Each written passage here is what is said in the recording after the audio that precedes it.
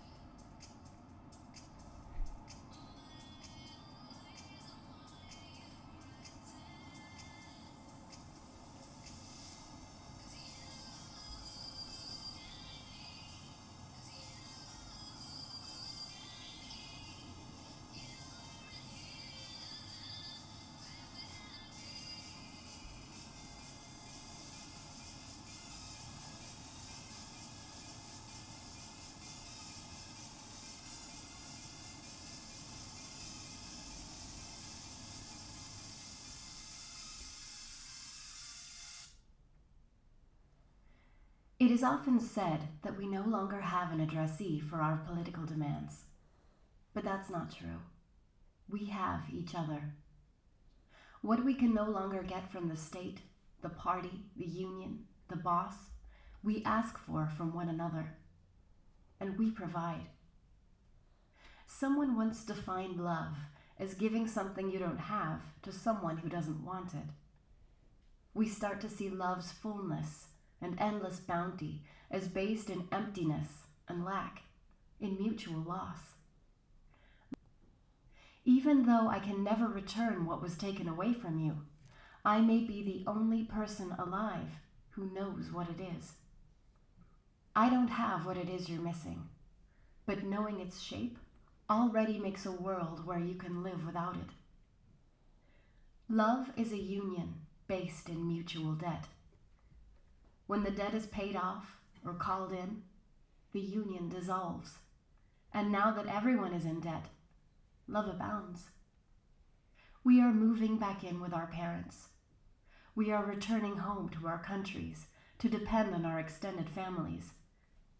Our contracts are backed by our personal relationships and by the trust and intimacy that gives them their character. Shared associations and affinities expressed over communication lines produce life rafts of value on an otherwise lonely ocean of data streams. Musicians record songs without ever thinking about a record contract. Now we produce music as pure communication. Overstimulation and impoverishment have fallen in love with each other. They shack up together on an unemployed person's Facebook page. Neighborhood currencies appear to keep goods and services moving as the state breaks down. The currency could be a stone or a handshake. All that is capital melts into love. The collapse of welfare state fortresses coincided with the dissolution of the public. Together, immigration and trade etched away at the identitarian foundations of many nation-states that would happily subsidize a thriving and healthy public sphere, only as long as it closely resembled conservative family love. We are no longer talking about work or capital, but about the distribution of vital energies that surpass economic calculus. Now that we live a constant slump, biopolitics lines up with pre-capitalist, pre-mercantile ways of stabilizing exchanges. The shifting of labor into the private sphere is a reallocation of resources from the workplace to the bedroom, a sliding of troubles from the office or the factory to the home, the marriage, the relationship, the mind, the children. Every day is bring your kid to work day, as well as never take a shower or change out of your pajamas day. Under the auspices of love, a new generosity form has emerged. Through the family, the lover, the market, the street, a machine of reciprocity now stretches horizontally from horizon to distant horizon, across a flat landscape, converting labor into love, and love back into labor. Converting love from a promise into a curse, and then back into a promise. This could be the end of economics, replaced by love. The transition might be a bit bumpy at first, but maybe it won't be such a bad thing in the long run. It will be disastrous for your relationship, but how can you complain when you are witnessing the phasing out of work and its replacement by love? The question of love is the phantom hanging over the question of work. It is also what comes after work. Now love becomes a figure of total depletion, of giving oneself away to the point of exhaustion and humiliating defeat. We look a mess because we have given our love in the absolute to the absolute. We have nothing left to give. When in love, giving and receiving have no calculus. They have infinite supply and demand. Just as in lovemaking, giving pleasure and receiving pleasure are indistinguishable from each other, to the extent that they are in fact no different. Kisses and compliments cost nothing and mean everything. Love abounds on information networks. Like a home, every inbox is a symphony of emotions, of simple pleasures, seething frustrations, of unconditional support and permanent disavowals, of silent treatments and gushing confessions. The internet has a material base that makes it subject to scarcity, national boundary policing, and state surveillance. It's totally true, but don't be misled into thinking that the materiality of the internet fully accounts for what it is doing to us. It is the emotional content.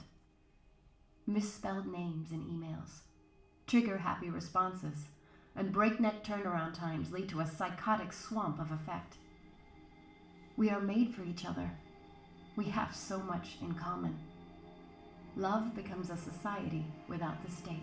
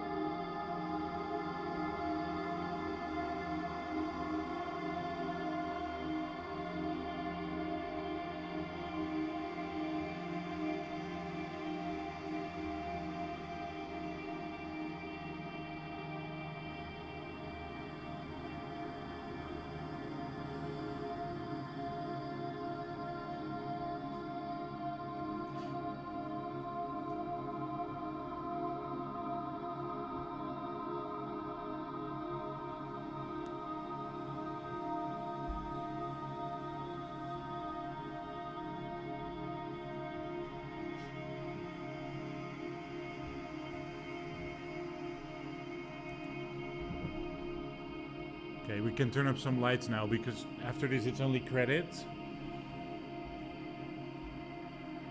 So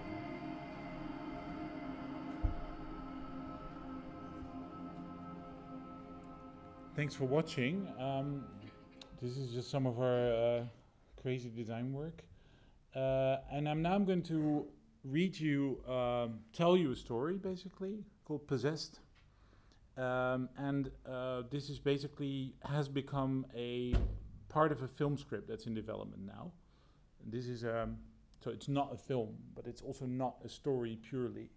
So it's called Possessed, and just take this picture in mind at the beginning. This is Douglas Hofstadter, an American cognitive scientist with his late wife Carol, and they're making a loop figure together. And in the lower left-hand corner is the logo of the messaging service Snapchat. Keep those two things in mind as we go into the story of Possessed. Possessed by us. There was an article in the paper the other day about the Pope. Francis, the first ever anarcho-syndicalist Pope, is talking about the devil. In spite of what many see as his left-wing progressive agenda when it comes to Satan, Pope Francis is plotting back in time, back to the Middle Ages. And when the devil is back, exorcism is back too. Exorcists, after decades of marginalization, see their portfolio soaring. There is fast rising demand for their invaluable services. The newspaper criticized Pope Francis for saying he got old school on the devil. And one theologian said that he is opening the door to superstition. This, however, is exactly the point. Francis is not just a modern pope, but a pope of the zeitgeist. He understands that the problems that we face can't be captured by rationality alone. In Lisbon, Portugal, they are devoting tarot card games to the European Union-imposed sellout of the old city centre to hotel conglomerates. Puzzled as we all are by the Hayekian bombardment of inevitable randomness onto our lives, rational debate will not render the odds in our favor any more than superstition will. We find ourselves unexpectedly praying to the stars, holding our smartphones like candles. The prayers are fragments of song lyrics and direct messages, blended together into Stairway to Heaven, remixed by Diplo and Steve Reich. Indeed, the 1990s were the age of obsession, as in Calvin Klein and its famous parody by Adbusters, where there is a pub where everyone knows your name, where the streets have no name, where Sarajevo rejoices with Bono and Bill Clinton. The 1990s were the age of the pars pro toto, the royale with cheese that stands for the whole, Pulp Fiction, the discovery of the true meaning of recycling and nostalgia, centrism, the third way, non-governmental organizations, advertising, and finally Prada. Obsession as in the gaze that can't stop watching, as in TV 24 hours per day, or flipping through magazines incessantly and obsessively in a pre-iPad routine that would later become the swipe. Seinfeld's seminal fiction of a coffee table book about coffee tables contained a self-referential feedback loop, one about coffee tables. Similarly, there was the expression Malkovich, Malkovich, Malkovich that John Malkovich uttered when he finally got shown around in his own head in Being John Malkovich. And these feedback loops were announcements of changes soon to come. Today, we see John Malkovich or other career actors playing the lead character in some lame European art house film set in Tuscany, and we see the first few minutes of these films on the plane only after we've first seen 2 or 3 others. This tells us already how bad these movies are. In Night Train to Lisbon, Jeremy Irons, a semi-retired language teacher in Bern, Switzerland, saves a beautiful but unhappy girl from suiciding herself by preventing her from jumping off a bridge. After she disappears from his class, where he brings her to, he discovers some rare booklet she forgot which relates to Portugal's former Salazar dictatorship, and which brings him to Lisbon as he hurriedly and without a clear plan jumps on a Swiss regional train that very distinctly doesn't look like it will move anywhere near to Lisbon, and instead looks like it will go no further than St. Gallen.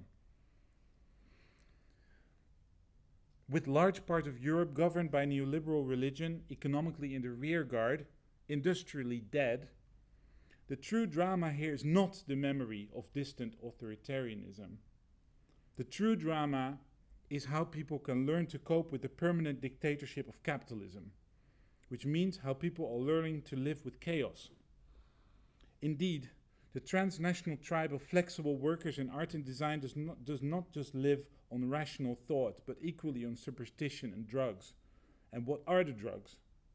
Coke? Heroin? Something stronger? Yes, we are ourselves the drugs. We are addicted to each other. We are possessed by us. The age of the internet is not merely a sprawling network megastructure enveloping the world. It is the age of the massive emotional changes that this structure brings about in people.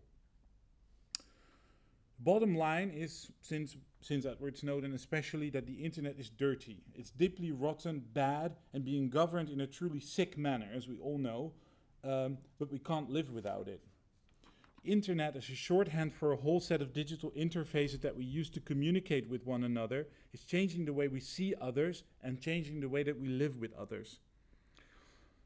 We can say that also the internet is a kind of drug, a narcotic itself, not in the obvious sense of addiction to web browsing or online gaming, but more in the sense that it makes us, as mentioned, addicted to each other in new ways. So in a sense, the internet is not the most important drug, but its enabler, its agent, its interface. It shapes the addictions.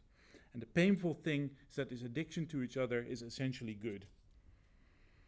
It is a revolution of love, channeled, however, by the continuous glitch, misunderstanding, craving, anxiety, and opacity with the asynchronicity of distant communication brings into human interaction. Two people can drive each other to medieval levels of madness merely by missing each other's calls or seeing their WhatsApp status.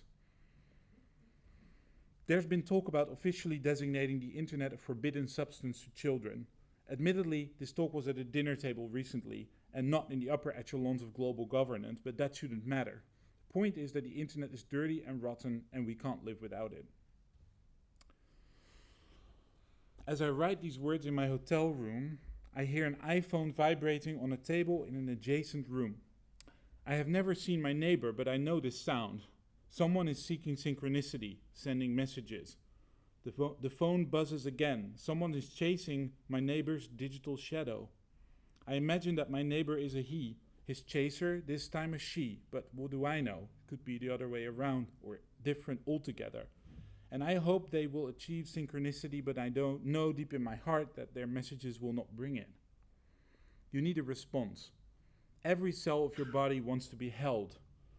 Technology drags a loving net around your every cell, making it ready for consumption by your favorite vampires. Love overwhelms even those who saw it coming. Fallen in love, we are no longer in charge. We are ungovernable. So love has always relied on structure from without. In the past, love's spectrum was defined by a sequence of names for its management and control: courtship, engagement, and marriage. And now that these arrangements are in disarray, there is love for love. And its structure from without is a means of coordination around it, which means that a vast universe of formally fixed arrangements, from work to leisure, from the university to the military, are becoming a structure governed by the laws of dating. Love lives alone and without a plan, providing pleasure and pain on a planetary scale. Love is a mirror to the vain, a cloud to the flying, a vision to the dreaming, a home to the roaming. It promises forever unfulfilled. There is more waiting for love than there is making it. If love is stillness, our lives appear to be moving permanently. And if love is like the fastest quicksilver, then our days can seem motionless, like stones. There are people who know about these things. They are designers. How to design a permanently unfulfilled promise. When love becomes the hunting ground of venture capital, when emotions fuel the factories of immaterial currency, and when animal instincts are feeding into social media server farms, then we may soon find ourselves living and dying in a labor camp of love. Old cities were encircled by the protective walls of a wedding ring. New cities, ungoverned like love, had no central authority running their many sectors. New cities networked with others, embraced the world, and everyone living in them would soon be embracing one another. And as love got indexed and measured, and as it became data mined and exploited, an abstract superstructure of digital services became its architect, real estate agent, and chief advocate. While it holds a certain reminiscence to visions of their so-called hyper-architecture of desire, vanguard cities of play and leisure as dreamed up in situationist derives in the 1950s, 60s, and 70s, this superstructure, however, lives only partially as an exoskeleton to human life, and increasingly as its internalized biological clock. Look no further for ungovernable love than inside your smartphone, where its full communism awaits. If capital is the usurper of contemporary emotion, then how about contemporary expression? One of the internet's virtues is its bigness, its capacity, therefore, to spread indifference to the same scale as trending topics. Images contained inside or released from the contractual walls of apps and services are marks of status. From flight MH370, the first aircraft to get lost in big data, to the Edward Snowden disembodied tablet robot, the overtones of image are presence and absence more than joy or pain. Indeed, offline is temporary death, the single check mark of a message sent but not received, an unanswered thread of messages that slowly becomes a self-destructive monologue, a dark void in which the wildest projections and speculations are not only possible, but also plausible. Sleep, the great offline, is the exact space-time countershape to the wild currents of desire and anticipation that lead up to it, that encircle it, that want it, but can never be it. Sleep, the last territory unclaimed by capitalism, is already becoming one of life's scarcest assets, shrinking as it is, like polar caps melting and bee populations diminishing. In Snapchat, mentioned before, users can send pictures to one another like in any messaging application, but the pictures disappear within seconds and cannot be held onto, unless you take a screenshot. The person who invented this idea of disappearing pictures was a dreamer, someone with a true sense of what communication is doing to us and how we are chasing shadows, how we want something to last but just can't. And Snapchat designs that process for us. The company's logo, a little ghost, inspired the London-based artist and writer Jessie Darling to recently cite the term, she didn't coin it, but she cited it, ghost modernity, for the things Snapchat stands for, helps us do, and how it lets us live. And if a 25-year-old in London with an ultimate proficiency in all things internet and effective labor and social media with no permanent residency on the cutting blade of the erupting volcano can come up with a word like ghost modernity, then this shows us once again that Pope Francis is not that far off mark with his exorcisms. Ours is an age of possession, precisely because it becomes harder to hold on to anything. About Snapchat, TechCrunch wrote last year, if a picture is worth 1,000 words and a disappearing picture is worth $800 million, what's an idea worth? This referred to the case of Reggie Brown, the guy who had the idea for the disappearing pictures in Snapchat, but who was pushed out of the company before it became capitalized by Silicon Valley investors. At the heart of ghost modernity lie real dreams, mad visions, situationist détournements, surreal inversions of our perception. But the dreamer who comes up with the idea is often only there at the beginning and then gets ditched. The same goes for Twitter co-founder Noah Glass, who in 2006 wrote a visionary blog post where he said that, quote, "It was during our early discussions that the cold concept of status became imbued with the radiant use of human emotion, need, and desire. It became sensual, visual, and almost physical, but not fully yet. Personally, the actual physical manifestation occurred when I turned off my phone's ringer and flipped the switch to vibrate. I became interested in the reality that I could feel something, and the expression of that feeling could create physical and emotional sensation in multiple people far from me at exactly the same moment in time." End quote. Noah Glass, like Reggie Brown, did not survive the career algorithms of Silicon Valley, demonstrating how difficult it is to be the uncredited genius of a software architecture. By contrast, Snapchat's in-house theorist Nathan Jurgensen, recruited by the company to retrofit its ghost modern model with sociological backup, suggests under the headline, "The Liquid Self, What the Future of Social Media May Be." Quote, Nathan Jurgensen, "Dominant social media has thus far taken a stand, a radical one in my opinion, for a version of identity that is highly categorized and omnipresent, one that forces an ideal of a singular, stable identity that we will continuously have to confront. It is a philosophy that doesn't capture the real messiness and fluidity of the self, fails to celebrate growth, and is particularly bad for those most socially vulnerable. I wonder how we can build social media that doesn't always intensify our own relationship to ourselves by way of identity boxes. I think temporary social media will provide new ways of understanding the social media profile, one that isn't comprised of life hacked into frozen quantifiable pieces, but instead something more fluid, changing, and alive." End quote. And what Jurgensen calls temporary is now often called ephemeral social media, which is Silicon Valleyese for an undiscovered stratosphere of human contact that can be capitalized. Ephemeral means that things are less permanent and possibly less public than Facebook, Google Plus, and the other identity warehouses. An ephemeral app centers on a non-permanent but highly addictive visual narcotic with the power to quickly scale and trend. And further down Snapchat's line is Whisper, an app which allows for users to share material of an explicitly secretive kind, the so-called things you wouldn't share on Facebook. Snapchat and Whisper seem to have been built as venues for as many intimacies as there are versions of the self, shared with specific people rather than acquaintance with everyone. Another app in this vein, which is centered on reinventing the concept of dating, was called Superficial by critics.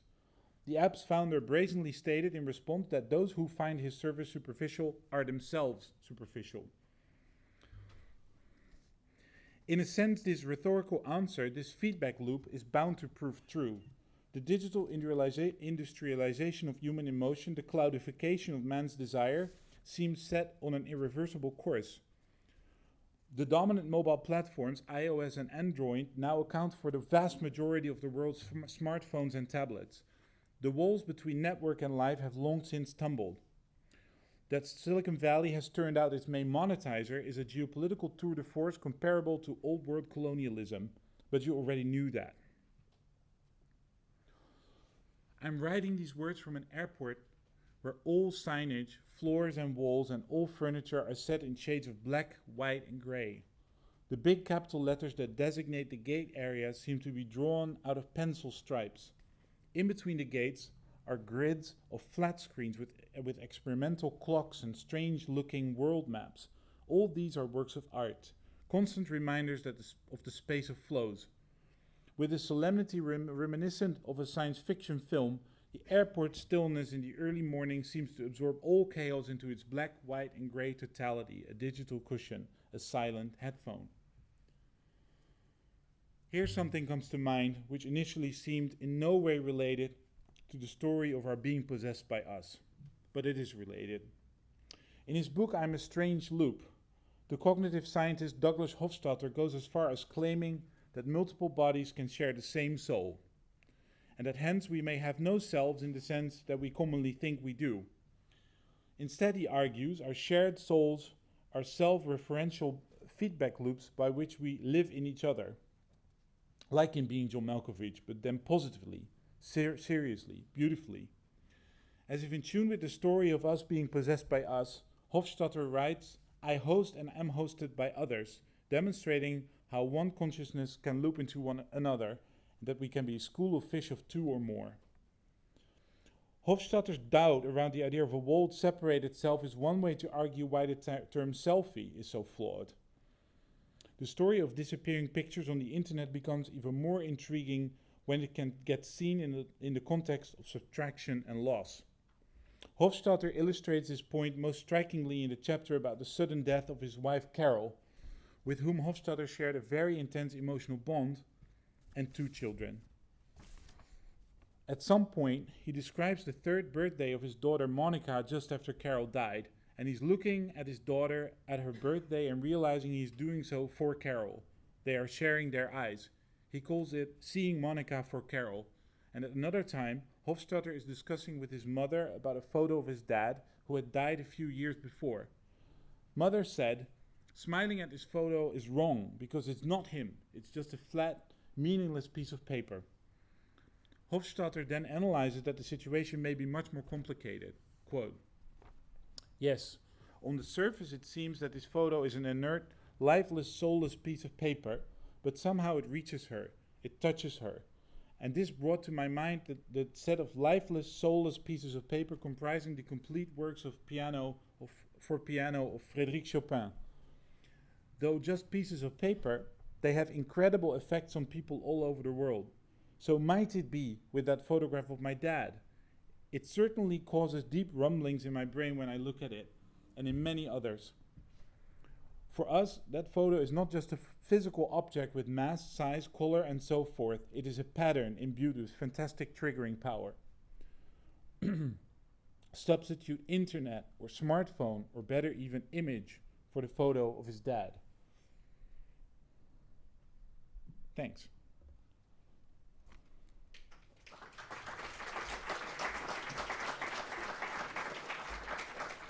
So if I can add like a little postscript to this, like just really briefly, probably I'm already over time, then I think that on the face of it, you would think, what does have to do with resistance?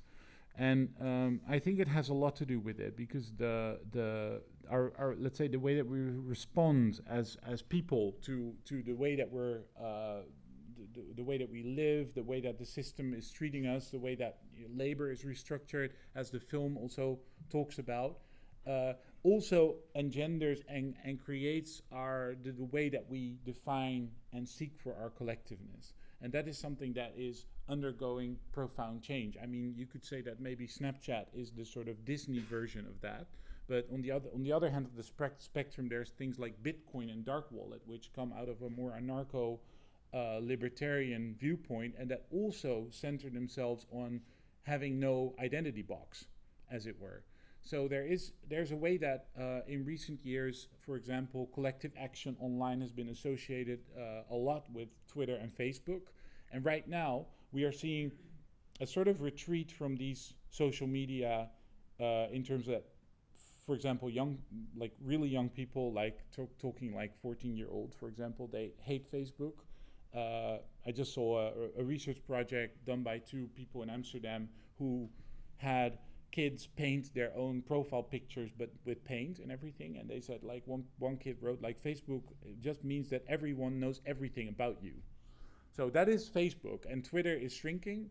So, and these kind of ephemeral social media are growing, and we have not defined them yet completely politically, as in US State Department saying, social media are good for liberal democracy.